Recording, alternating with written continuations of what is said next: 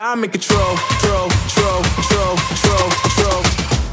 You can have every single part of your upper body down, but you're missing something and your physique is incomplete if you do not have a perfect set of rear delts. It's probably the most underappreciated upper body muscle there is, and it's because it's tricky to train and it's a very, very small muscle group in general. We're sitting all day long, we're in front of computers, and our shoulders tend to shorten and tighten, and we start neglecting that backside of the body. So by getting some good posterior chain work in, some rear delt work, we are gonna assist in getting that posture to just clean up a bit. But from an aesthetic standpoint, you need to have a well-rounded, anterior chain and a well-rounded posterior chain. The one misconception is if you do want to kind of add bulk to your rear delts, that you're kind of covered because you're training your back. And yes, to some extent, because one of the functions of the rear delts is to pull that upper arm behind our torso. So we're getting some rear delt work when we do that, and that's good.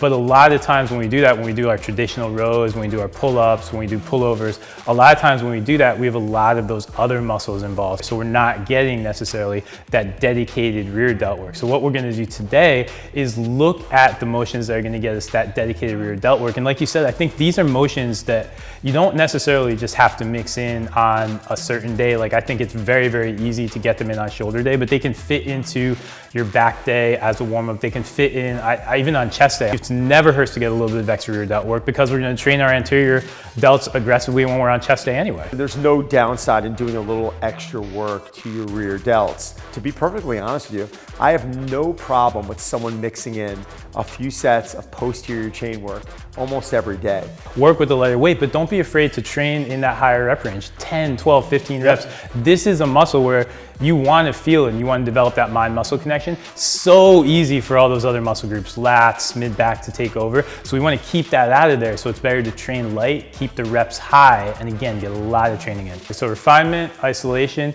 really focusing on that muscle, keeping the reps high. Let's get into the movement. Let's do it. Number 5 on our list, we're going to go to a suspension trainer rear delt fly. And the great thing about this, I do think, is the fact that it is accessible and it gives you a chance to start to develop that mind-muscle connection. It's also a lot more challenging at any level than people think. Your core has to stabilize, your glutes have to stay tight.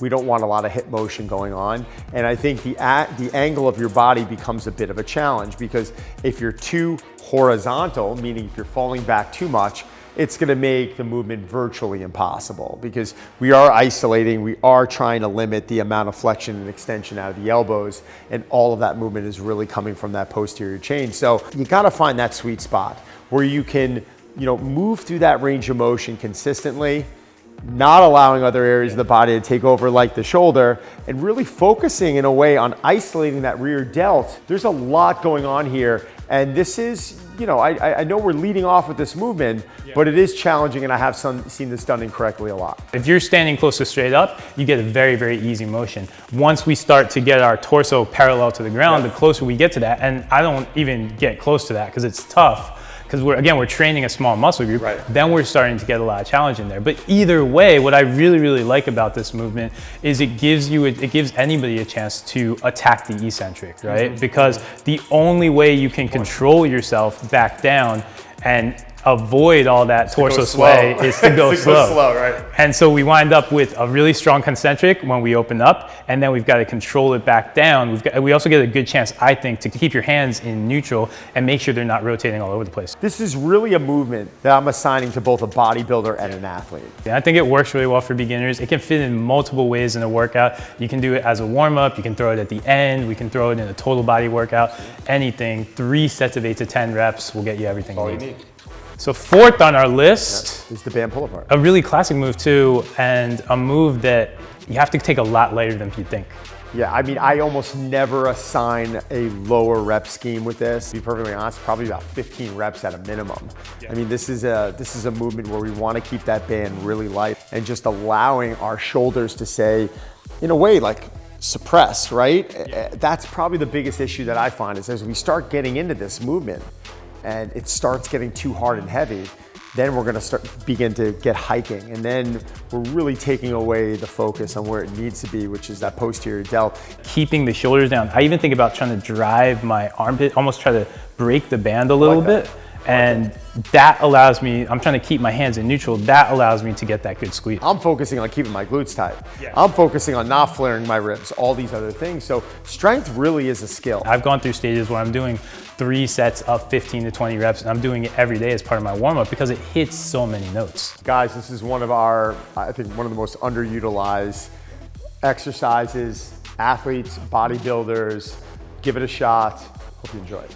Third on our list is the incline pronated high row. And this is an exercise that's gonna give you a chance to load as we're attacking our rear delts. Gonna hit a lot of mid-back as well, which is again okay, but we're gonna get to go heavier as we attack our rear delts here. What I love about doing it on the incline though is we are taking the core and the lower back out of the equation. Now you would say, why? Why would you wanna do that? Well, because those are areas that are gonna fatigue. So if we're squatting a lot, or if you've already started your workout out with bent rows, or push presses or shoulder presses, if you're doing shoulders, whatever that might be, your lower back gets fatigued so much from all these exercises that we're doing that once in a while, you just want to support the position you want to be in without involving the low back. You got to give it a break, and you want to focus on, isolating that movement. Exactly. The other thing too is when we take our core out and once we get onto that bench, again, so many rear delt exercises, you're going to hear us repeat over and over and over again, are about going a little bit lighter.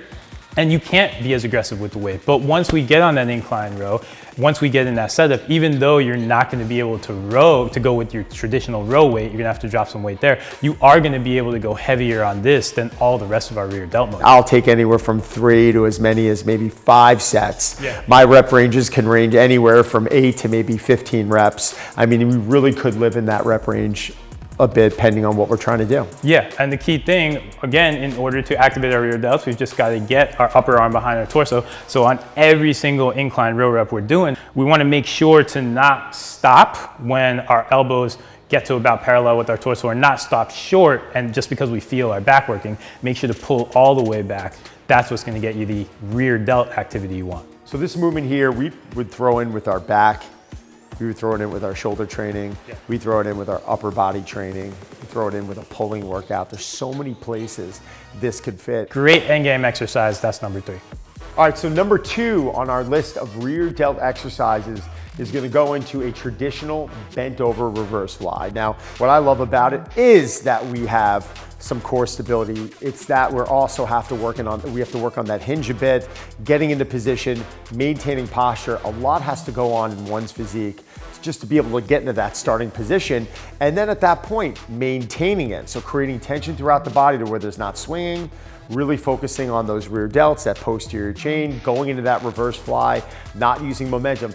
I find this very challenging. I find it very almost underrated in the sense of how people would rate this from a difficulty standpoint. You're gonna go from picking up 25s, 30s, whatever you think you can row, down to 10s, 15s, 20s in order to attack your rear delts with it. And the key for that, I think, is remembering the moment where the rear delts get most challenged, right? And it's when we're in that bottom position and our arms are out extended. Yep. And when we're in that position, and that's the easiest position to avoid, because a lot of people come in, they'll crank through their rear delts flies real fast. We're not spending any time at max tension. Right. Yeah, I almost like to think of it as trying to get to that top point, pause for a split second, but again, it is so humbling because I have to pick up a very, very light weight to do it. Right, and it goes one of 2 ways. I'll either see people go too heavy to where swinging is taking place, or they go too light because they're not taking it seriously. Guys, get stronger at this movement. Take it seriously. Start really prioritizing that posterior chain. Start prioritizing those rear delts. When you look at someone from a profile and they have a well-developed upper back, it's pleasing to look at. Athletes, well-rounded shoulders, a well-rounded upper back. It really allows you this level of resiliency, and it just looks pleasing and it looks strong. I think what you want to be around 3 sets of 10 to 12 reps. Yep. That way you get a good feel for it. And the key thing on this too is to realize there's a little bit of momentum you get. So when I'm in this range, when I'm in the very bottom of the rear delt fly, nothing's happening. Right? It's not, and so what I want to do is make sure I stay controlled. And I think you said it at the start, getting that body in a controlled position and make sure that I'm earning my way up to the top of the rep that way and spending times there. And that's what's going to really get the rear delt development. And then owning it in that eccentric. Yes, ownership. The ownership. Yeah. I love that word that Ev used earlier. Just in that eccentric portion of the rep, not allowing the weight to collapse. Really taking ownership at top peak contraction and then owning it on the way down. We're really fighting gravity. It becomes incredibly challenging. Your body just feels good after doing these. It's going to be a lot easier on your shoulder health if we stay retracted the entire time. We're also going to involve a lot more mid-back muscle if we stay retracted. So if you have it and you feel comfortable and you're sure of your mechanics, if you're a little bit more advanced in the gym, then we get into that position of protraction. You're going to catch a lot more rear delt because you're going to get a little less aid from those rhomboids and other mid-back muscles. Either way, number 2, love this movement. It's going to get you the rear delts you want. Love it.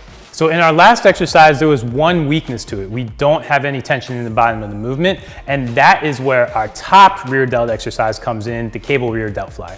I love it. I mean, listen, at the end of the day, the cable fly is not supposed to be a compound movement, even though when we went through our top 5, there were benefits to doing different exercises, right? Like some of the exercises have to involve different body parts, but at the end of the day, to be able to run through a full range of motion with consistent tension, and it never gives you a break. That's what I love about the reverse cable fly. You are never, allowing any tension to release. It's on that posterior delt. It is just applying that level of attention the entire way. Even if you cross midline, you're still feeling it, and that's one of the main reasons why I love it so much. Exactly, and we still get a ton of core tension too. Like our entire body has to be responsible in order for us to properly isolate our rear delts. But I think the key thing you said is kind of having that constant tension on there, and it allows you to get a little bit more range of motion on the rear delts. I can get a little bit more of a stretch if I want coming fully across, depending on the structure of your cables, or we can stop it at that standard midline position. But either way, we're allowed to get a little more stretch. That forces the rear delts to work over a greater range of motion. Right, it's also allowing us a little bit of artistic design behind it with the handles you can choose. Whether you want handles, whether you don't want handles. I mean, Eb and I, it's almost funny sometimes, it's what are you feeling? And we'll go in there and we'll grab a traditional handle and we'll pull it back, or we might fold the handles over, or we might click the handles off and we're holding the cable. There's so many ways that we can turn around and make this movement interesting, which for me is really important, because when you're doing exercises like this, it really becomes about feel. There is no ego. If you ask me right now, how much weight do I do on rear flies? I'm like, I gotta start thinking about it a little bit. Bench press, squat, those are easy to define because we're very fixated on that. But with the rear delt, this really is a movement where we're coming in. It's 100% about tension. It's 100% about what feels right that day. And that's almost what becomes fun. Even height of the cables. Some days you and I might come in and we might be pulling from an eyebrow line. And other days we might be coming from chin. Some other days it might be upper chest. There's no right or wrong. That's what I love about it. It allows you a little bit of this artistic behavior where you can go in, go by feel, change up the angles, and just enjoy the movement and feel good from it. We want to make sure we've got nice torso tightness, and we also want to make sure we don't fall into that trap of suddenly letting our elbows bend a ton. Then we've got this little chicken wing motion, and then all of a sudden, again, you're just removing tension from the rear delts. This is a movement where I almost never go below 12 reps on. Yeah. If I want to go heavier, if I want to get my rep ranges down with the rear delt, I might be going to more of a bent row or a dumbbell position, but on the cable, it's almost always a minimum of 12 reps, 15, 20. I might be right in that range, and it's really about trying to create space from my shoulder to my ear. The second I'm turning around and I'm noticing that my space, I'm losing it, then there's a problem. Other areas of the body start taking over, and it's just not, in my opinion, what we need to be focusing on. Exactly. This is also another motion that can fit into your workouts in so many different ways. I love it as an end game exercise. I'll put it in an arm day, to be honest. You can never hurt to hit shoulders. Never hurt to hit too much rear delt. It's one of those areas that you really could sprinkle in every single day, because guys, we fight it. We're in front of a computer. We're driving around a car. We're always in this rounded position. We're always developing that kyphotic posture, and rear delts. If you're doing a bodybuilding split, upper lower split, full bodies every day, you can finish every workout with some rear delt work, and I think you're gonna find some benefit from that. Exactly, you're going super light on all of these ideas, so why not get it in every day? Again, it's gonna finish out your physique. So hit these 5 motions, throw them in anywhere at the beginning of your workout as a warm-up or at the end of the workout. Make sure you get them in multiple days, and you'll finally kind of finish out that visual you've been chasing and really have the perfectly rounded shoulders you want.